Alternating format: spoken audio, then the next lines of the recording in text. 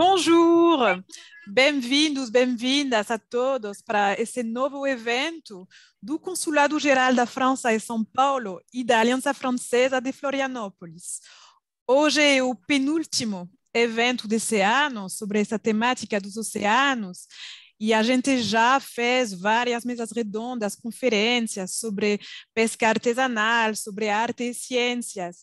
E queria só lembrar que todos os conteúdos, essas conferências, mesas redondas, ficam à disposição no YouTube do Consulado Geral da França em São Paulo e no YouTube da Aliança Francesa de Florianópolis.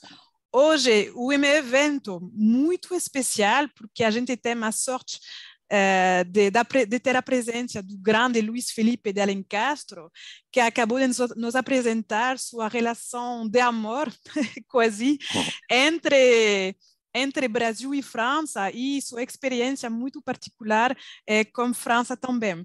Então, eu vou deixar a palavra para a Nadege, que vai apresentar a Luiz e a conferência de hoje. Muito obrigada. Obrigada, Marilyn, e muito obrigada, Luiz Felipe de Alencastro, por ter aceito nosso convite. Então, eu vou apresentar a você.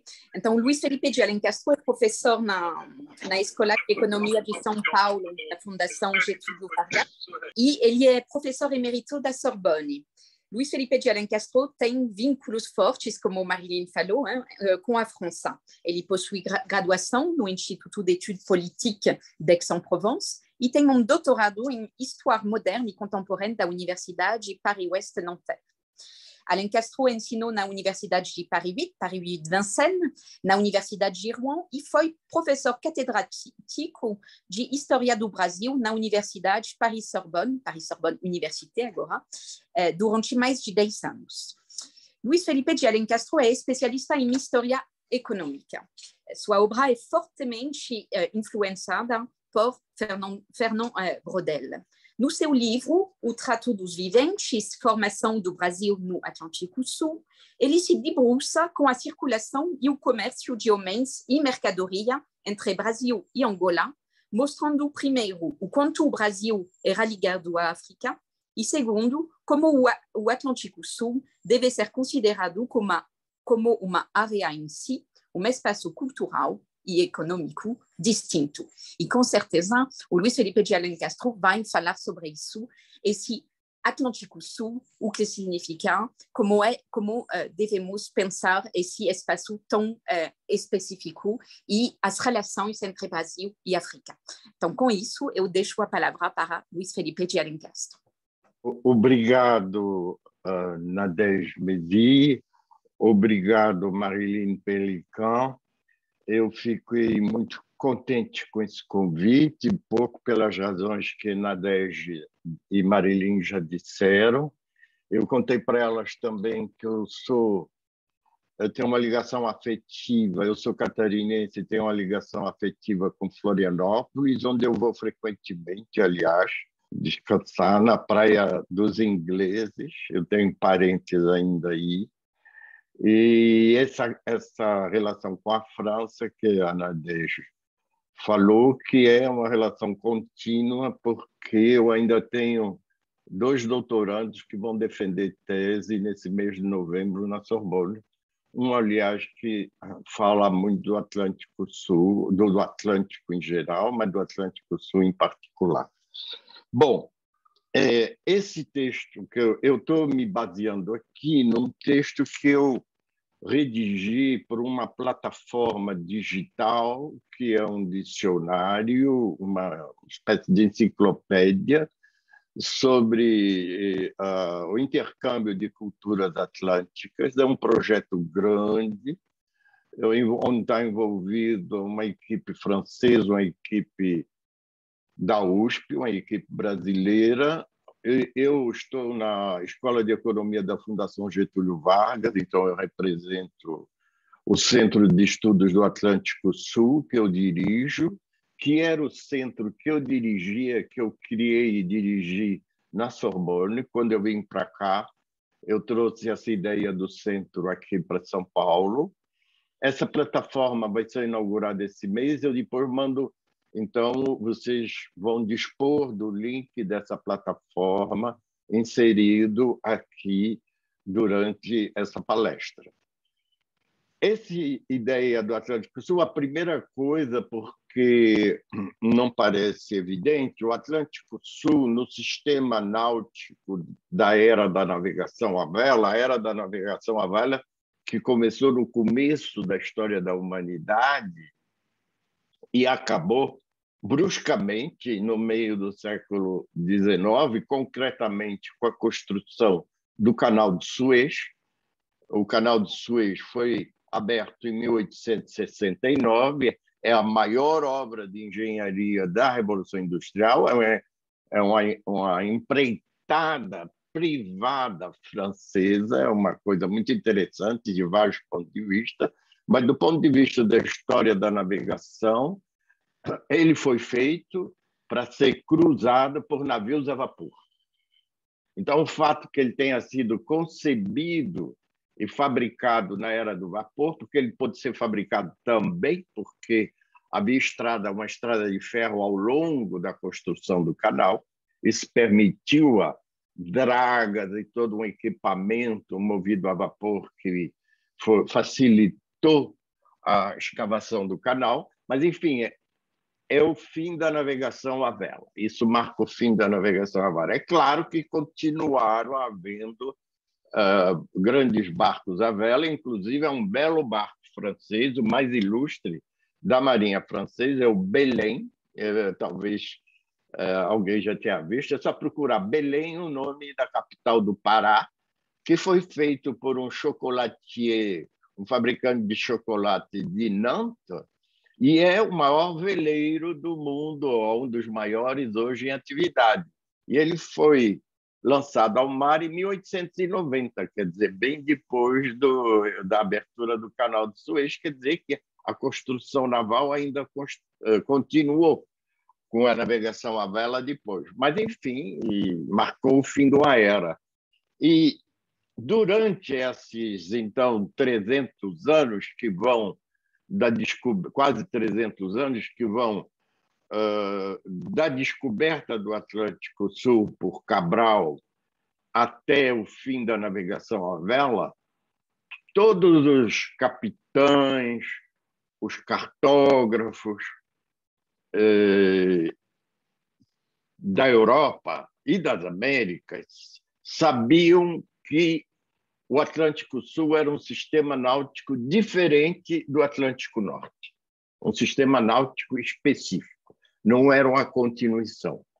Há um sistema de ventos e correntes que gira como um anticiclone, quer dizer, no sentido contrário ao ponteiro do relógio, em torno da ilha de Santa Helena, se chama, aliás, o anticiclone de Santa Helena, o sistema, o giro de Santa Helena, e esse sistema é totalmente diferente do Atlântico Norte, que gira em torno de um ciclone centrado no arquipélago dos Açores. Esse sistema do Atlântico Sul, ele não acabava no equador geométrico, ele acabava no equador meteorológico, que é outra coisa, 10 graus acima do equador terrestre, do equador geométrico. Então, ele englobava o que a gente chama hoje do Atlântico Sul, do Polo Sul, até a altura do Senegal, digamos, do ponto de vista da navegação marítima. E isso explica, logo de saída, ainda na época que o Brasil estava dominado pela Espanha durante o período dos Habsburgo, de 1580 a 1640, a criação do Estado do Grão-Pará e Maranhão, que começava justamente mais ao sul, porque do lado da América do Sul, esse sistema, na realidade,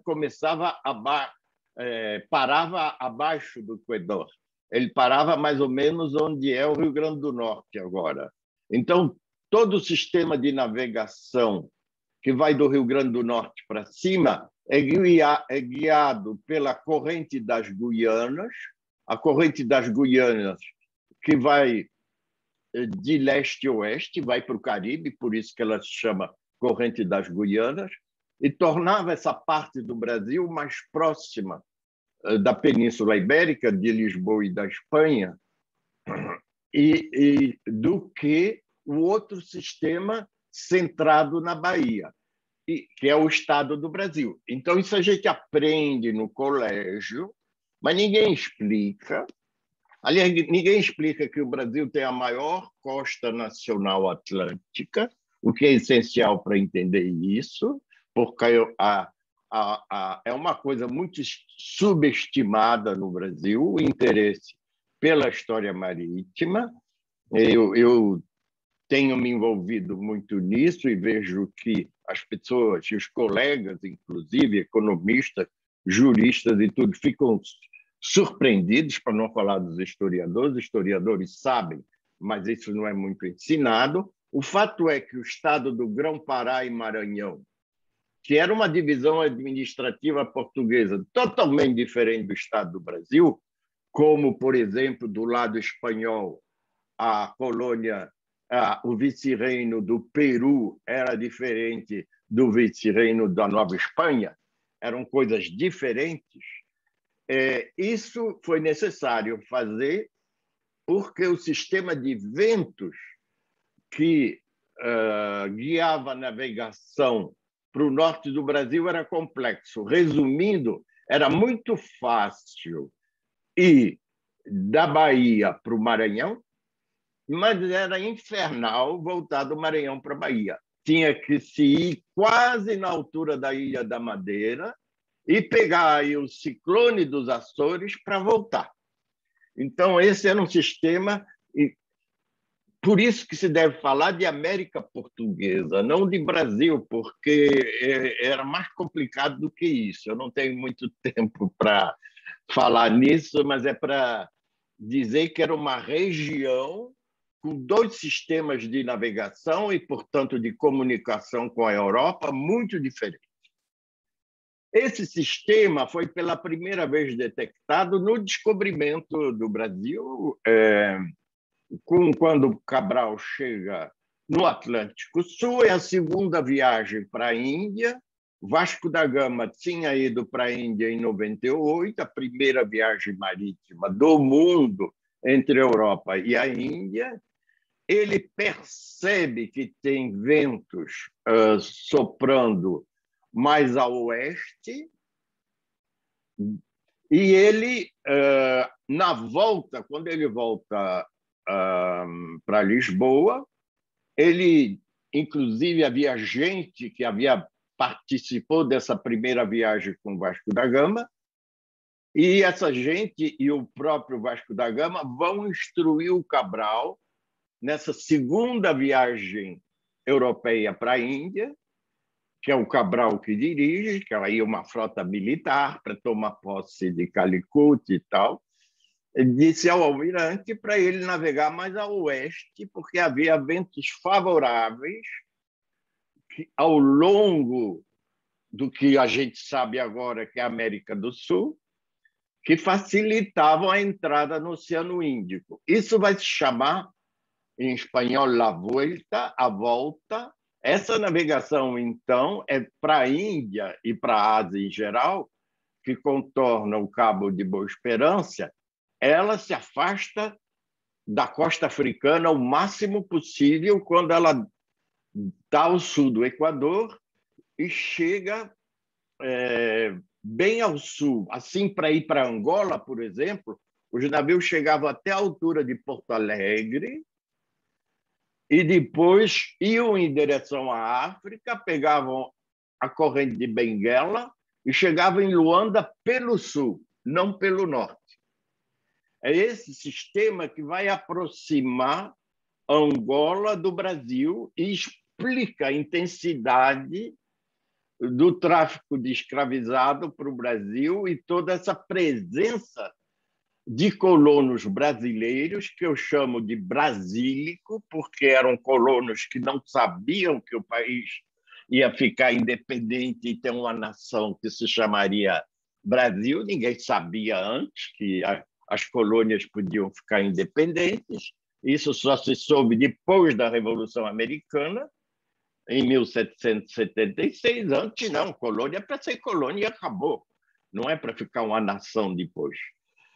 A ruptura vem com a Revolução Americana, então essa gente sabia que era diferente dos portugueses, mas ainda não tinha uma ideia proto-nacional. A ideia proto-nacional na América Portuguesa só ocorre no século XVIII, em volta de Minas Gerais, que era um polo de atração, uma espécie de imã que atraía gente de todas as capitanias. Aí sim há uma ideia de pertencimento. Mas voltando à história marítima, que é o que nos interessa aqui, o descobrimento do Brasil e essa viagem, essa ligação que eu falei com a África, que também é muito precoce, com a África Ocidental ao menos, e com a Índia, os navios então saíam de Lisboa, faziam escala na Bahia, na ida ou na volta, iam para Goa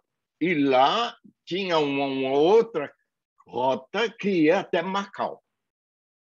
Então, essa rota do Atlântico Sul, na realidade, está conectada com a África e com a Ásia em geral, e isso vai provocar a união, a ligação, a conexão dos 3 biomas mais ricos do planeta, isto é, a Bacia Amazônica e a Mata Atlântica, na época, não é que é outra coisa, a Mata Atlântica é essa nossa, isso que restou aqui, a Bacia do Congo, que é o outro grande bioma planetário, e a Insulíndia, isto é, a Malásia e a Indonésia.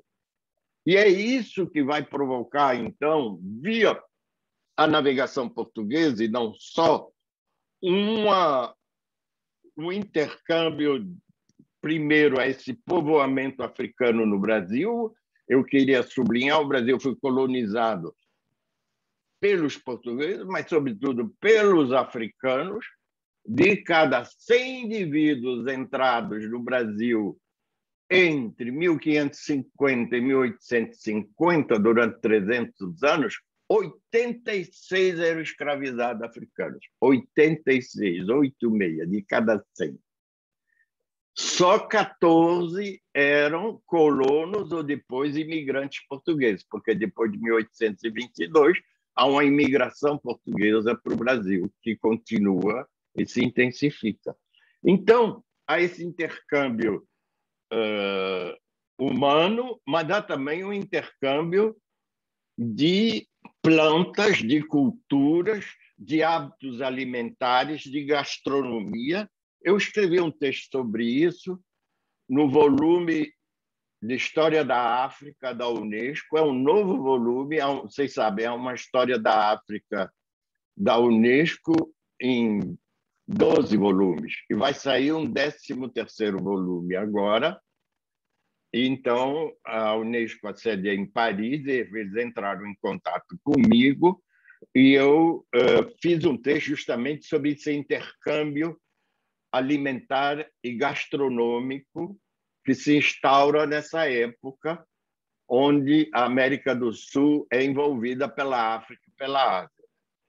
Então, é algo que tem um impacto planetário, essa ligação que se faz pelo Atlântico Sul. E eu não vou entrar em detalhe, mas, enfim, quiabo, feijão frade, tudo isso vem da África, melancia. E daqui para lá foi a mandioca, o milho. Daqui para lá, que eu digo, não é só do Brasil, é das Antilhas também. Porque a mandioca nas Antilhas E o milho, claro, nasce do México, mas depois vai batata também, mas é geralmente, ou na maior parte, através do Rio de Janeiro, da Bahia e de Pernambuco, porque o Rio de Janeiro é o maior porto importador de escravizados africanos das Américas. E Luanda é o maior porto exportador de escravizados africanos da África. Vocês veem, então, que não é à toa que o Brasil hoje toma consciência que ele é uma nação marcadamente negra, não é? E não é por causa da imigração recente, como em outros países, como nos Estados Unidos, por exemplo. A população negra americana de origem africana no período colonial e no período da escravidão é relativamente restrita. Houve, depois, no século XIX, uma imigração importante das Antilhas, da Jamaica, de Porto Rico. O Colin Powell, por exemplo, que morreu há pouco tempo, que foi o primeiro negro nos Estados Unidos a ser chefe do ministro da Defesa, não é? O pai dele era jamaicano. Então, essa imigração maciça, isso não teve no Brasil. Está havendo um pouquinho agora, mas a população, como no Haiti, é uma população afro-americana que está aqui desde antes da independência, ou até a meados do século XIX. Eu digo isso porque, na França, de vez em quando, há uma confusão com a ideia da imigração africana, não é? E uma vez um colega meu me disse, historiador, hein, que tinha ficado muito bem impressionado com o Quartier Beninois na Bahia, com o quarteirão. Ele achou que o Pelourinho era um quarteirão, era um bairro de gente vindo do Dahomey, que hoje se chama Benin, né? Que desde há 40 anos, 50 anos, que fosse. Eu digo, não, eles estão lá há 300 anos, eles estão lá há 200 anos, eles são brasileiros como os outros, como os haitianos são americanos, fizeram a primeira revolução, a segunda revolução republicana das Américas, é outra história. Isso às vezes se confunde um pouco, não é? Há esse tipo de confusão na França também, com martiniqueses e antilhanos franceses em geral que estão lá, que são às vezes confundidos com africanos recém-chegados da ex-África Ocidental Francesa. Não tem nada a ver, não é? A Martinica, a Guadeloupe e a Guiana são departamentos franceses desde 1946. Não tinha mais estatuto nenhum de independência. Enfim, eu podia falar também no intercâmbio político e religioso, ao intercâmbio militar, a tropas saídas do Brasil que invadem Angola e ajudam a expansão militar em Angola desde o século XVII, a expansão militar portuguesa. Essas tropas estavam mais habituadas às guerras dos trópicos, já estavam aclimatadas, eram tropas que tinham experiência da guerra contra os holandeses, da guerra contra os indígenas, das guerras contra os quilombolas, contra Palmares, e os portugueses transferiram essas tropas daqui para Angola. Então, o Brasil, os colonos do Brasil e depois o Brasil como país independente participou diretamente da pilhagem das populações de Angola. Não é uma coisa só de Portugal, é uma coisa do Brasil. Isso também é pouco ensinado e eu queria salientar. No final do século XVIII, esse espaço, então, que eu disse que se formou no século XVI, vai se imbricar com a África Ocidental, muito menos com Moçambique. Moçambique continuava integrado no sistema do Oceano Índico, não havia muita comunicação. E o sistema do Oceano Índico é um outro sistema náutico, totalmente diferente, não é? Então, vejam bem, um navio que saía de Lisboa e ia para Goa, para a Índia, atravessava 3 sistemas náuticos diferentes: o Atlântico Norte, o Caribe, o Atlântico Sul e o Oceano Índico. Era uma navegação muito complicada. E é muito interessante, porque era uma navegação feita, muitas vezes, empiricamente. Nós estamos falando, para gente que se interessa sobre história da Marinha, e houve uma coisa curiosa. No período espanhol, por volta de 1610, a coroa espanhola resolveu fazer um teste, porque precisava ler os mapas e tal, e excluiu do corpo de capitães dessa frota da Índia todos analfabetos.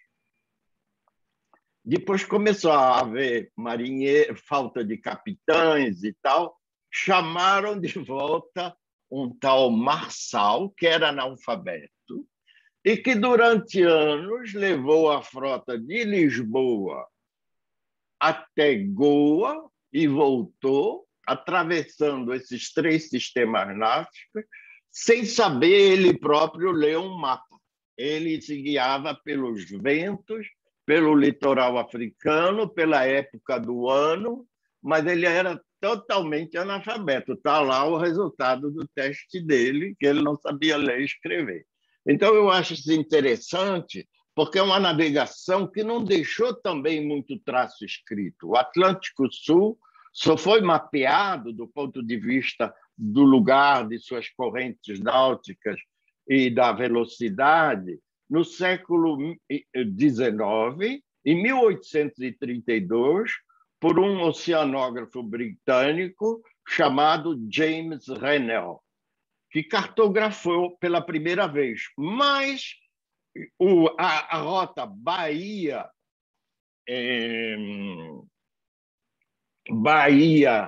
Fernando Pô e a Guiana já havia sido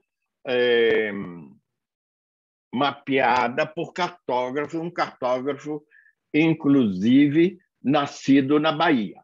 Essa rota era mais conhecida, mas essa aqui, Brasil-Angola, não estava cartografada, e ela já havia sido navegada durante 300 anos. Centenas de barcos fizeram essa rota na base de uma navegação empírica, e era muito fácil ir do Brasil para Angola também. Bastava ter um barco pequeno, a vela de 2 mastros, como os barcos que navegavam no Rio São Francisco. O Rio São Francisco, o sujeito ouvia falar que estava havendo uma especulação sobre o preço de escravizado, ele saía do Rio São Francisco e ia para Angola, com o barco que ele navegava no Rio São Francisco. Era um sistema muito fácil de navegar, porque eu vou mostrar em seguida no mapa. É um sistema que tem uma ida e volta entre o Brasil e Angola, uma espécie de autoestrada no mar. É como se tivesse uma roda gigante na atmosfera, girando em cima da ilha de Santa Helena, que leva os barcos e traz de volta. Eu vou fazer agora uma pausa e eu vou mostrar o mapa. Tá bom? Então, agora eu vou explicar um pouco esse sistema. A linha contínua preta é a rota, tá bom? É a rota dos navios. A flechinha pequena são as correntes, são os ventos, ok? Que, tá vendo essa flechinha pequena para cima? É o que eu chamei a corrente das Guianas. Ela vai para o Caribe, vai para o Rio, aqui é o Rio Grande do Norte, ela vai para São Luís e Belém, para o Caribe. Então, o navio que saía de Lisboa, ele tinha que passar entre as Ilhas Canárias, isso todo marinheiro sabia, entre as Ilhas Canárias e o litoral africano.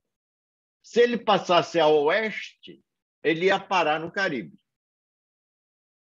Ele tinha que ser pego nesse anticiclone aqui, tá vendo? Esse é o anticiclone de Santa Helena. As flechinhas aqui são essa rota. Aqui é o ciclone dos Açores. Então, o navio saía de Lisboa, aqui ia para o norte, para Recife, para Salvador, para o Rio de Janeiro. Aqui ele descia bem ao sul, no paralelo 20 ou 30, está vendo aqui, ó, 30 graus, dá para ver 30 graus, e chegava em Luanda, que está 8, no paralelo 8, a 8 graus. Ele fazia assim. Se fosse para a Índia, passava ao largo. Ok? Então, é esse sistema náutico do Atlântico Sul que facilitava também o contrabando de escravizados vindos de Angola via Rio de Janeiro para Buenos Aires. Para Buenos Aires, por quê? Eu agora vou sair, porque voltei.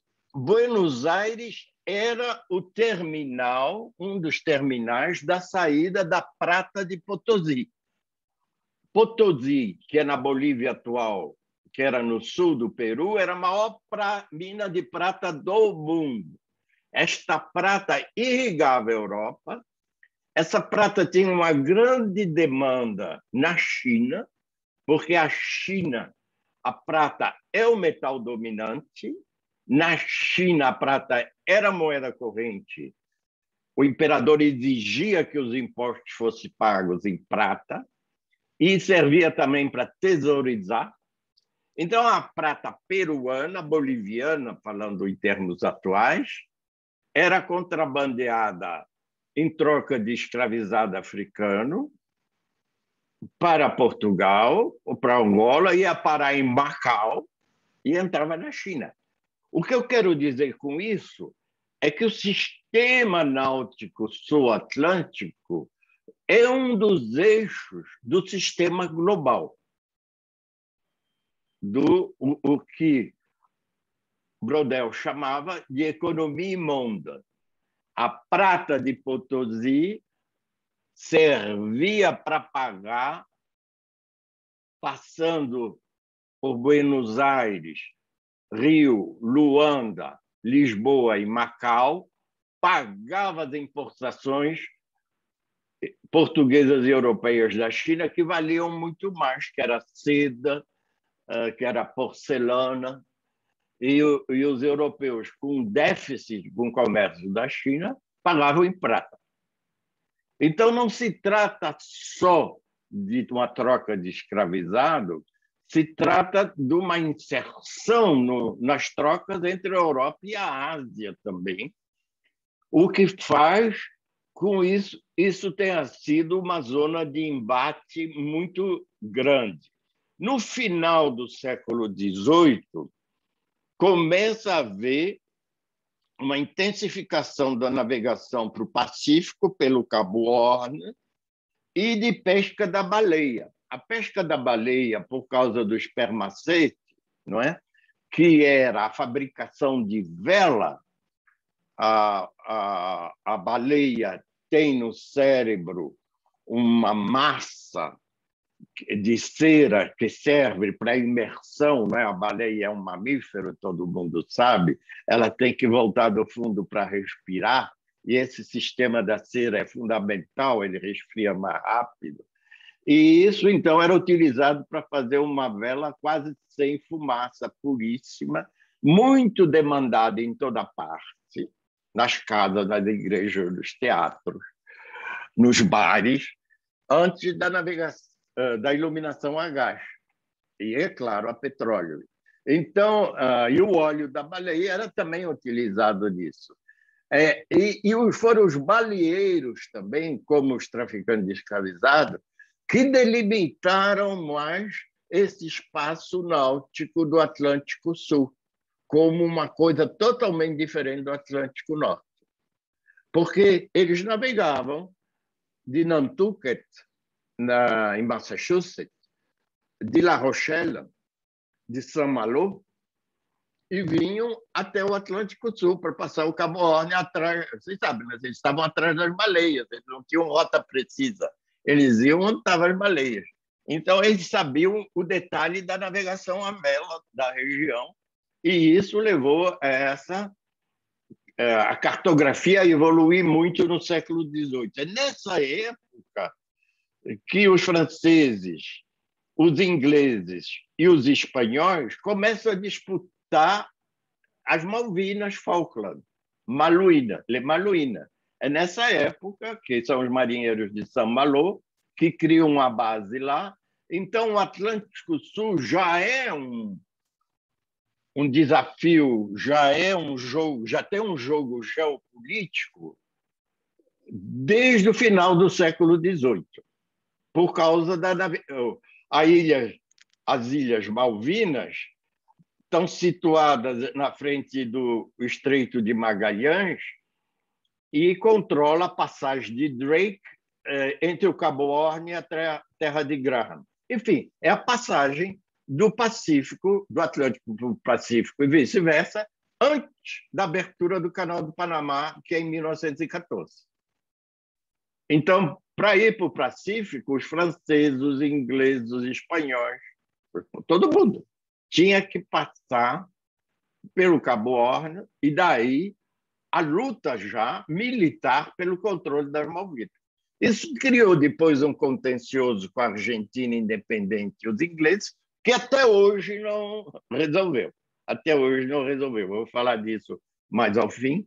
Como eu disse, com a navegação a abertura do Canal de Suez e a navegação a vapor, isso muda totalmente, porque a navegação vai direto do Mediterrâneo para a Ásia, sem contornar o Atlântico Sul. Ela entra já no Mar Vermelho, entra no Oceano Índico, e isso, então, vai deslocar um pouco, e simultaneamente, ao fim do tráfico de escravizados entre o Brasil e a África. Então, as ligações entre o Brasil com a África desaparecem dos oceanos. Simultaneamente, a navegação europeia, que antes passava pelo Cabo da Boa Esperança e parava na ida ou na volta no Rio ou na Bahia. Então, começa a haver essa navegação direta. Isso marca o fim desse primeiro Atlântico Sul, ok? O fim da navegação à vela, Canal de Suez, o fim do tráfico de escravizados. Então, há uma integração maior entre o Brasil e a Argentina, é o outro lado do Atlântico Sul, e uma separação com a África, sobretudo depois que o Brasil vira república, mas, na realidade, desde o momento em que há ligações por telégrafo, que começam em 1870, e aí é muito interessante, porque o Atlântico, a América do Sul, vai estar conectada a Paris. Isso tem a ver com a história da França e com a francofilia também, porque é a agência Havas que controlava as linhas de telégrafo que saíam de Paris, vinham por terra pelo litoral até Portugal, depois iam para a Ilha da Madeira ou para as Ilhas Canárias, chegavam a Pernambuco e desciam ao longo do litoral brasileiro até Montevidéu e Buenos Aires, onde elas se conectavam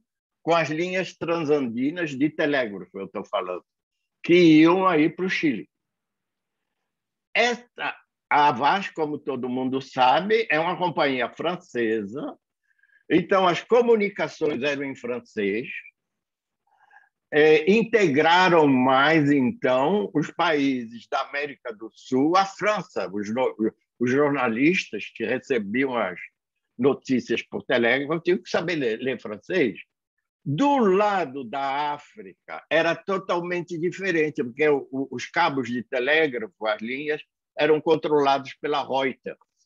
Então, passava ou pelo Canal de Suez ou pelo Cabo Horn, porque a África do Sul era britânica, ou pelo Cabo da Boa Esperança. A África do Sul era inglesa e entrava no Oceano Índico, que era um oceano inglês também. Então, essa ruptura entre os dois lados do Atlântico, onde há uma dominância do inglês e uma dominância do francês na conexão da América do Sul atlântica e também a parte do Pacífico do Cone Sul com a Europa, e a África tem uma conexão em inglês. Isso, eu vou acelerando um pouco, é o segundo Atlântico Sul. Esta ligação depois, quando o Brasil vira uma república, o Brasil descobre estupefato, uma frase de um diplomata brasileiro, que Buenos Aires ultrapassou o Rio de Janeiro como grande cidade, grande porto da América do Sul, no final do século XIX. A navegação a vapor vai permitir os navios frigoríficos que vão permitir, pela primeira vez, a exportação de carne argentina para a Europa, congelada, antes não podia, ou era carne seca ou defumada, ou o que fosse. Se exportava mais a língua do boi, que podia ser conservada, mas não a carne. De repente, a carne chegava em Londres, a carne argentina, e os cereais também era uma cultura na outra estação. A cultura do trigo é feita na Europa no verão europeu, e uma vez colhido o trigo lá, os italianos e os espanhóis vinham colher o trigo na Argentina. E essa imigração de trabalhadores do trigo, que ficavam só uma colheita em cada continente, se chama andorinhas, e rondela, a imigração das hirondelles, porque eles vinham com as andorinhas e voltavam. Há, então, toda uma mudança no Atlântico Sul, e isso vai se acentuar. Há uma fascinação pela Argentina, para quem estiver interessado. Eu escrevi um texto para os 100 anos da Semana de Arte Moderna, na exposição que está agora no Museu de Arte Moderna, no MAM. Eu escrevi um capítulo sobre esse assunto exatamente. Tem um capítulo, ele vai ser traduzido em francês e inglês. Ele vai sair um livro agora. E mostrando como a viagem de Campos Salles, que é o primeiro presidente brasileiro que vai a Buenos Aires, descobre e fascina não só o presidente, mas os jornalistas, que, de repente, descobrem uma cidade moderna e europeia aqui do lado. Não precisava mais imitar a Europa, nem os Estados Unidos. Podia se imitar. Os argentinos tinham conseguido fazer uma cidade moderna, rica, europeia, como era a cabeça deles na época, não é?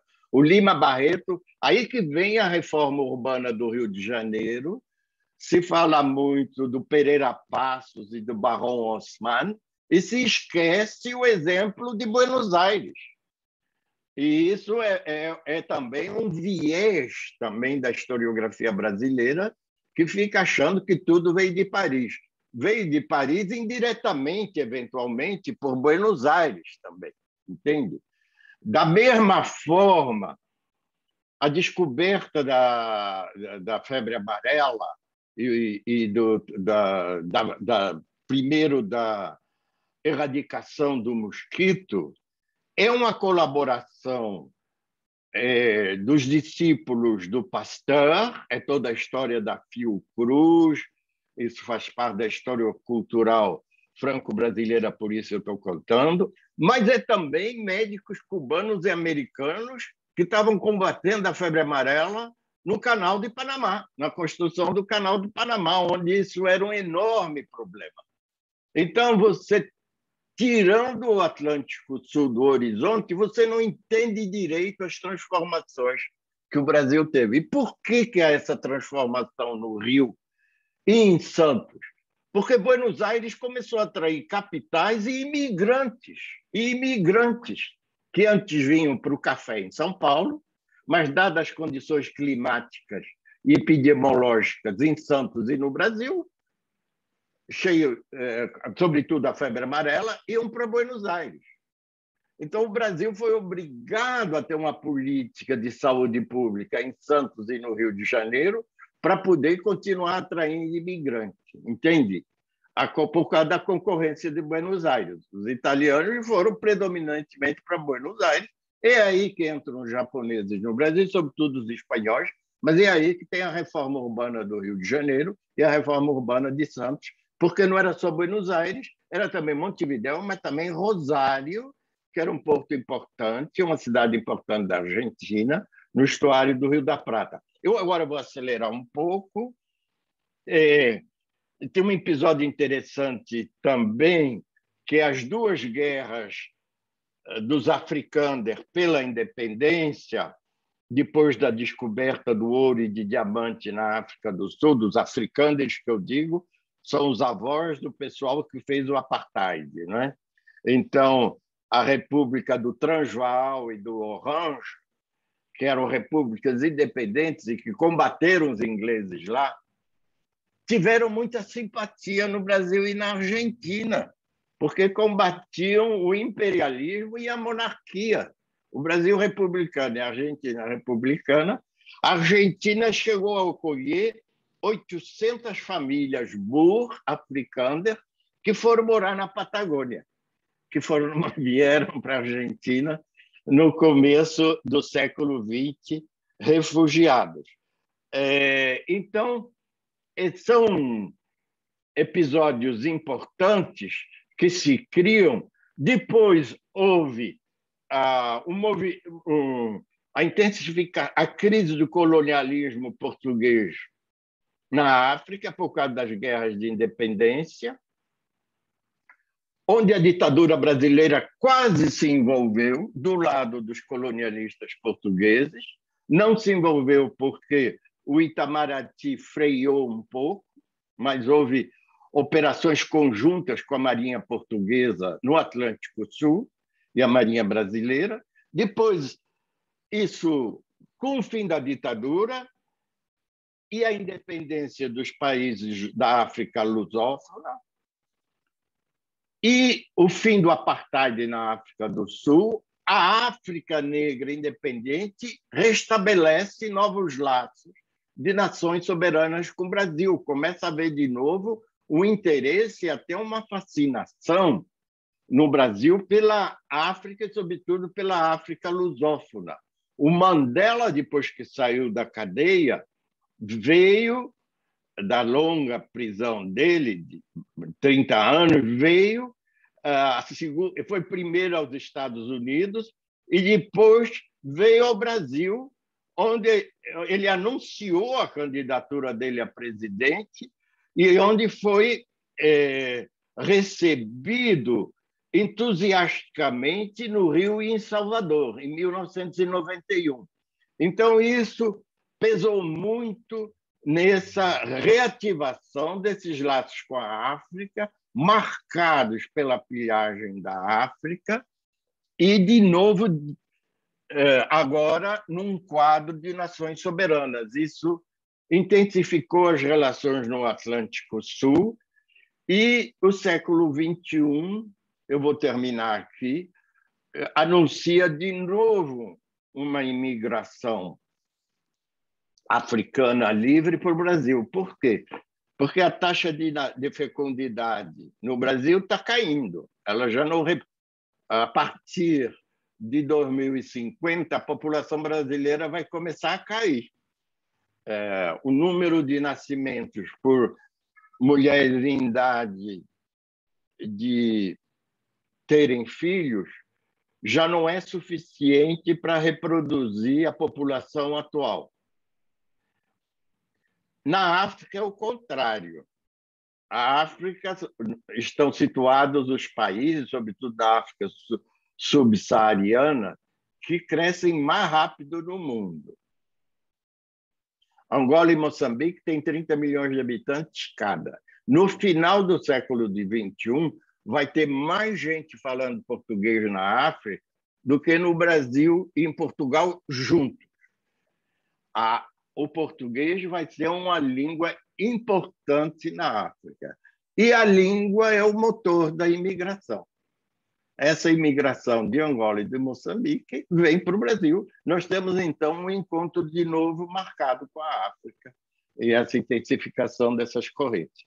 E eu termino por aqui agradecendo de novo as organizadoras. Nós que agradecemos você, Luiz Felipe, foi passionante, literalmente. Esse panorama desde o século XVI até o século XXI, e é bom de você ter falado dessa chegada, em particular de senegaleses, né, no Brasil, e então desses laços entre o Brasil e a África, e como eles se atualizam hoje, e então continuam esses intercâmbios, e isso é super interessante e é bom de lembrar, né? Porque sempre pensamos Brasil e Estados Unidos, Brasil e Paris, Brasil e a Europa, mas tem esse Brasil e a África. Então, muito feliz de ter ouvido você, Luiz Felipe, foi vraiment passionnant. Queria lembrar ao nosso público, como a Marilyn falou, que era a penúltima conferência, a penúltima palestra do nosso ciclo sobre os oceanos. Temos, então, ainda uma pequena palestra, um pequeno formato para o mês de dezembro. Será, então, o Vitor Queiroz, que é um antropólogo na URGS, que vai falar do Dorival Caymmi, esse músico de Bahia. Então, será sobre música e mar, música e pescadores. Então, muito obrigada a todos e até mais.